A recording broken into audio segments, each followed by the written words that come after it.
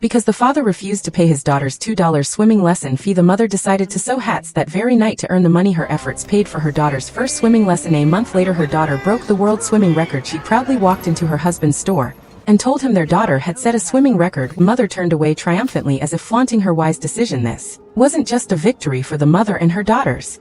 It was a resounding slap in the face to everyone who looked down on women in that era. In 1914, a passenger ship caught fire near a New York harbor, and most of the victims who perished were women. They couldn't swim and could only watch helplessly as death approached, because at that time women weren't allowed to learn. Trudy suffered from chronic hives as a child, and doctors declared she wouldn't live long, yet she miraculously survived. After reading about the shipwreck, her mother decided her daughters would learn to swim, giving them the ability to save themselves in emergencies. With their mother's support, Trudy and Meg secretly joined New York's only women's swimming association, training in a boiler room. Trudy had to stoke the furnace every day before practicing alone. After the other women left, her persistence led to rapid improvement, and she soon became America's top female swimmer, breaking multiple world records. After seeing a newsreel about the challenge of swimming the English Channel, Trudy decided to become the first woman to conquer it. The English Channel was considered one of humanity's toughest physical challenges, filled with jellyfish, freezing waters, treacherous currents, and massive waves. Only 5 men had succeeded before, and news only offered a reward for to the next man who can swim the English Channel. After securing sponsorship from the U.S. Olympic Committee, Trudy